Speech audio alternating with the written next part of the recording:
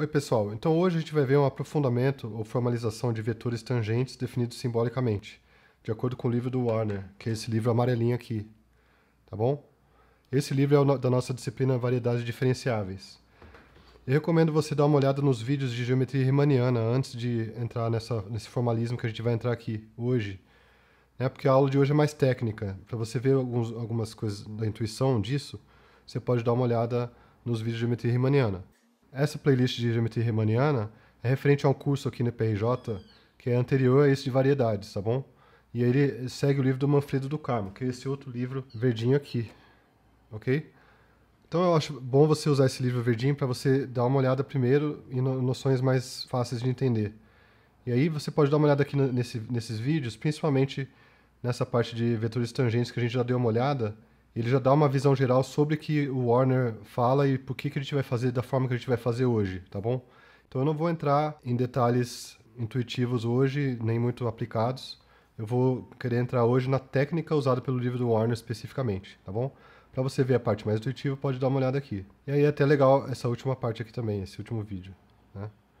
Então, pode dar uma olhada nessa playlist aqui de geometria riemanniana, que eu coloquei online justamente essa primeira parte que tem a ver com vetores tangentes. Então, hoje a gente vai dar uma olhada no jeito do Warner de fazer as coisas, ok? Então, vetores tangentes, para a gente, dessa forma de definir, vão ser operadores lineares leibnizianos em funções reais da variedade em reais. O que quer dizer isso? Então assiste o vídeo lá que a gente já passou mais ou menos a intuição do que quer dizer isso. Hoje a gente vai ver bem mais detalhes, tá bom? Só para você ter uma noção do que eu já passei, né, nos vídeos que eu já cobri isso, a gente tinha visto mais ou menos assim que tinha duas definições, duas maneiras de definir vetores tangentes. Uma é como esses operadores simbólicos, né, de funções, que eles abstraem basicamente o que seria uma derivada direcional sem usar nada de coordenadas. Okay. E é isso que a gente vai aprofundar hoje e vai entrar nas definições detalhadas matemáticas disso. E eu vou descascar e tentar nivelar para os alunos que não têm o background de matemática. Tá bom? Então, tudo que talvez você já souber, você pode dar um fast forward no vídeo. E se você não souber alguma coisa, você pode dar uma parada e ver o que eu estou explicando, que eu vou abrir tudo e explicar direitinho para vocês entenderem. A outra maneira que é por curvas, né? Vetores tangentes por curvas, que se define alguma curva, que faz um caminho na variedade, e essa curva, então, ela define, né, o vetor tangente nessa curva seria um operador também em funções, mas usando, no caso, uma derivada direcional definida baseada em curvas. Mas aqui a desvantagem era que a gente tinha que definir uma reta real no domínio aqui. Sendo que lá no Warner ele acaba que ele usa só uma função da variedade em reais. Tudo isso aqui, no fundo, a gente vai ver depois qual é a intuição maior disso em próximas aulas também, tá bom? Hoje é maquinário, né? Então a gente viu que são funções diferenciais entre variedades. A gente já viu esse detalhamento de vetores tangentes por curvas, né? Que define um mapa dos reais para a variedade. E depois uma função da variedade para os reais. Eu defino uma função totalmente que vai dos reais para os reais. E aí eu tiro a derivada dela.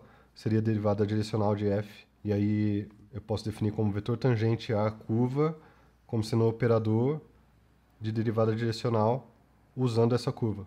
No Warner a gente vai usar mais essa notação de V de f. Você pode pensar como sendo um alfa linha de zero. Seria uma notação aqui que seria derivar uma coisa que tem conta-domínio numa variedade. Eu teria que definir assim, né? Alguma coisa que opera numa função tirando uma derivada direcional. Agora, por que isso tem a ver com nossa noção de vetor mesmo, como deslocamento ou pequenos caminhos? Eu até dei uma noção num próximo vídeo, mas num vídeo anterior, mas a gente vai falar isso mais no próximo vídeo. Mas o fato é que existe essa segunda definição aqui, que eu acho que vocês devem já se familiarizar com isso assistindo aquela playlist que eu falei. Né? Então, o que interessa pra gente aqui, ó, o vetor tangente aqui vai ser definido como derivada direcional usando uma curva. Mas mesmo assim, ó, se você essa definição aqui, ela é um operador que pega funções e leva nos reais, né? Se eu fixar o ponto de operação dela no ponto que eu quero. Então dá para eu abstrair mais isso aqui ainda, em vez de eu usar essa derivada direcional, né, esse DDT que a gente está acostumado, que é uma derivada de função real, a gente vai abstrair o fato de uma derivada, simbolicamente, sendo apenas uma coisa que é linear e obedece à regra do produto de derivada. Né? E a gente vai partir desses princípios no caso do Warner, para a gente fazer uma definição de vetor tangente que seja o máximo independente de coordenadas possível. E aí tem todo o maquinário algébrico por trás que vai ser útil para a gente aprender e para vocês se familiarizarem. Então, o nosso objetivo também é técnico, não é só geométrico. Quem está achando que está corrida essa parte da aula hoje, reassiste aqueles vídeos lá que eu mostrei da playlist, tá bom?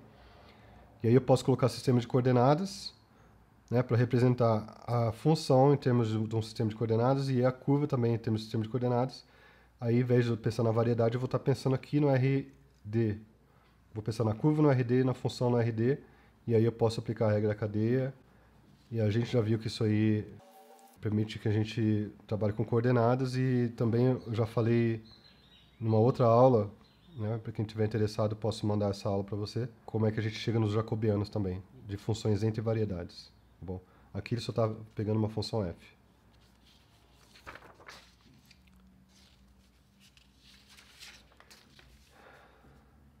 Né, e a gente falou que esses vetores tangentes aqui, nesse sentido com curvas, formam um espaço vetorial, né, e a gente usa a notação de operador diferencial para os vetores, tá bom? Então, o del xi para a gente seria um vetor. Então, é importante eu ver que, em termos de coordenadas, se eu tiver um vetor tangente aplicado a uma função f, ele, pela regra da cadeia, vai dar uma coisa assim, que são coeficientes, que realmente são derivadas aqui das coordenadas, e aí aqui vai ter uma base, né? Essa base aqui, que a gente já viu, e aí eu vou ter então essa base aqui. Então isso aqui, os vetores tangentes, se eu usar a curva de coordenadas, né, que eu fixo o xi, tá bom? Então esses vetores tangentes aqui vão ser a base do espaço tangente, nessa notação.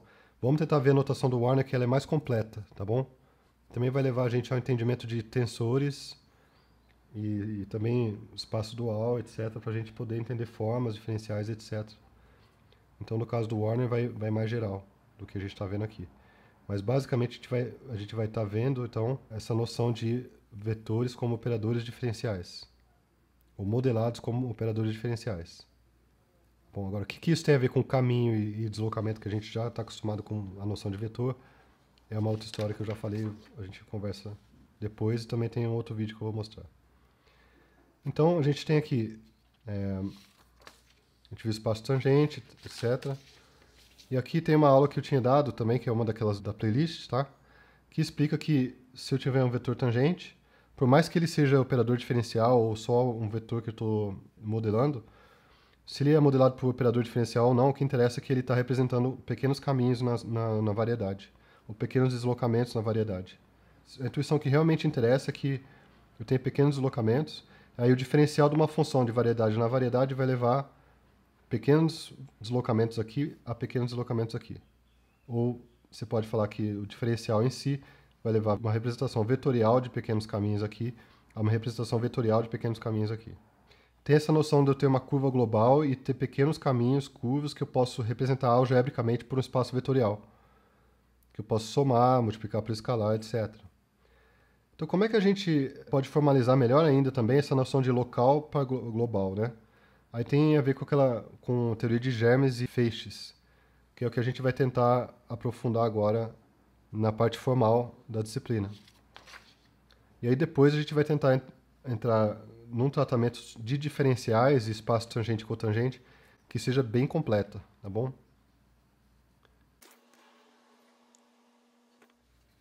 Ok, então vetores tangentes. Então a gente vai definir vetores tangentes como operadores lineares leibnizianos em funções na variedade, ok? Então essa é a definição simbólica do Warner. De novo, para interpretações intuitivas disso, veja outros vídeos, tá bom?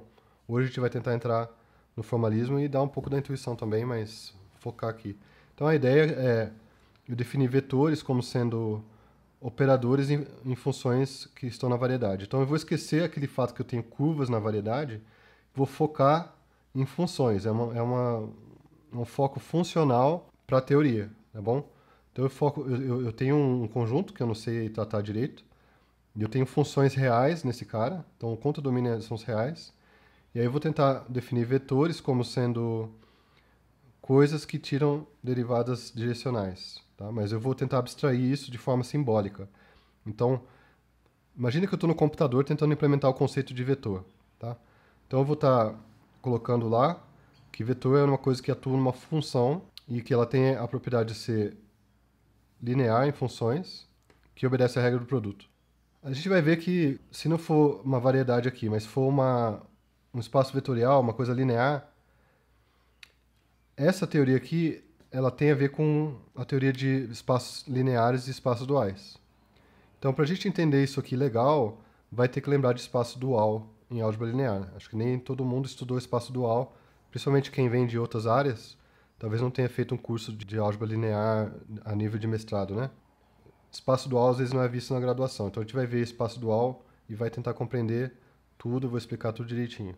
Mas para você entender realmente da onde o cara está saindo em termos técnicos para tentar usar essa definição, ele está saindo dessa noção de que eu tenho funcionais lineares, né, em espaços lineares, no caso, né, na teoria linear, e aí eu tenho a teoria de dualidade com vetores e funcionais lineares, tá bom? Então aqui é não linear, eu tenho vetores, eu tenho funções não lineares, tá bom? E o vetor vai ser um operador em funções não lineares na variedade, né? Então aqui é meio que estendendo a álgebra linear com essa regra do produto aqui, tá bom? E você pode imaginar, pô, se eu tenho esses dois axiomas e eu nem sei como essa derivada é calculada direito, mas a partir disso, será que eu posso implicar naquela definição de epsilon e delta, né?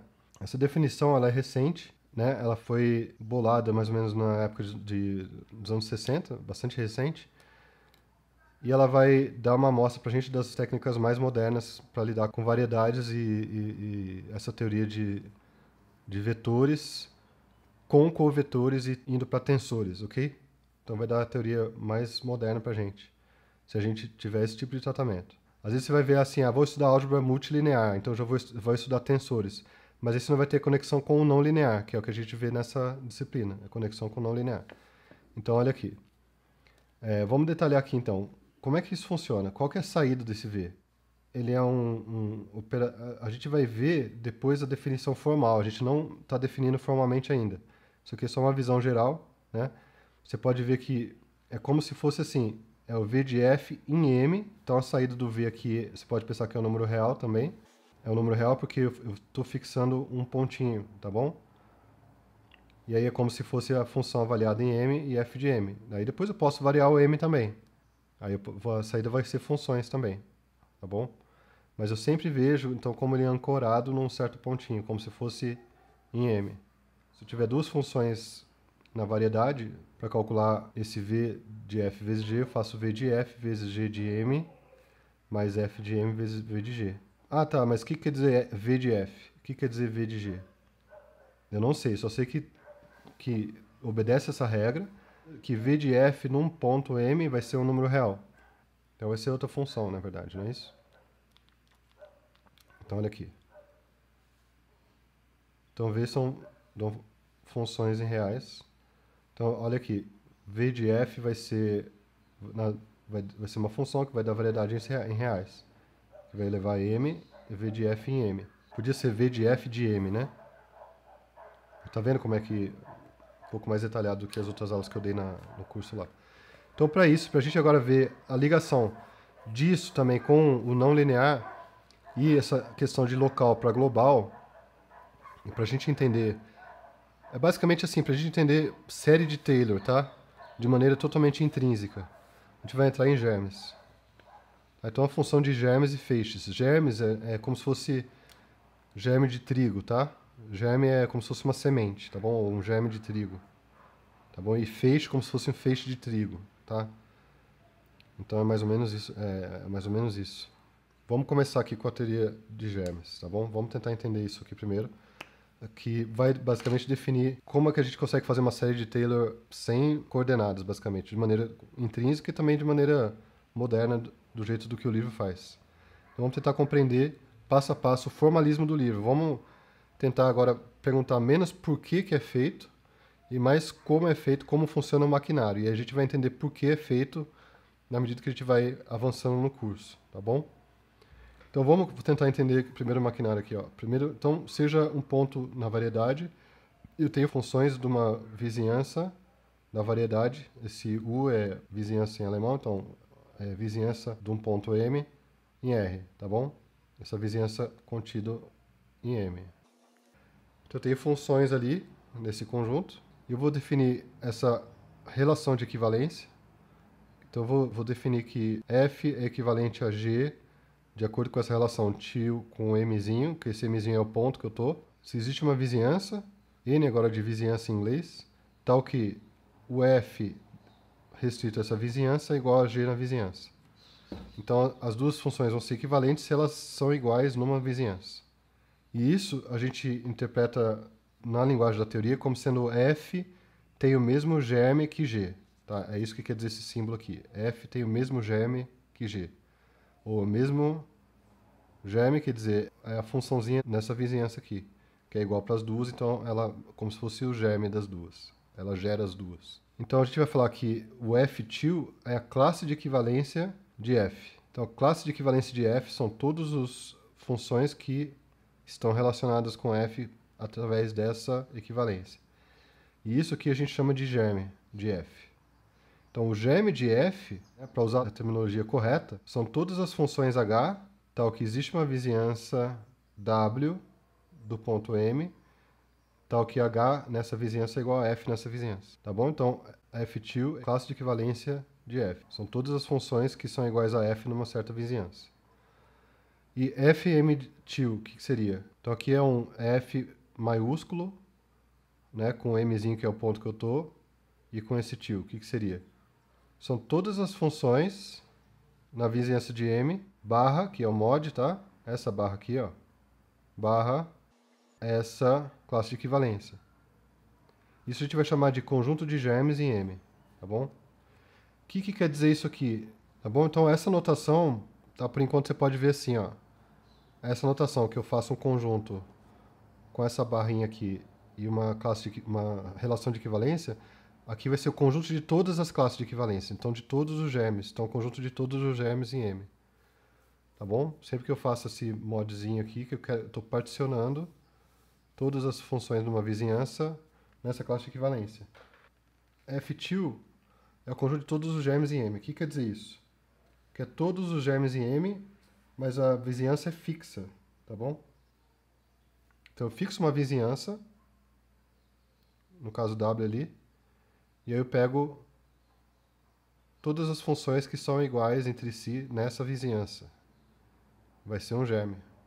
Depois eu pego outras funções que não são iguais a nenhuma dessas, e aí faço todas as funções que são iguais numa outra vizinhança. Vai ser outra classe de equivalência. Então a proposição, primeira proposição, tá bom? É que essa classe de equivalência, essa classe de todos os germes em M, forma uma álgebra em R. A álgebra aqui é uma estrutura algébrica, tá bom? O que ela quer dizer? Que ela tem duas operações. Tem a operação de mais, eu posso somar dois germes, posso somar duas classes de equivalência, ou somar dois germes. Cada classe de equivalência é um germe, certo? Então eu posso somar dois germes. Isso aqui vai ser... Essa soma vai obedecer espaço vetorial, ou seja, eu posso somar e multiplicar por escalar. E eu posso multiplicar também. Então a álgebra é como se fosse um espaço vetorial, mas eu posso multiplicar também. Então eu posso multiplicar pegando dois germes e gerando outro germe. Então vamos demonstrar isso.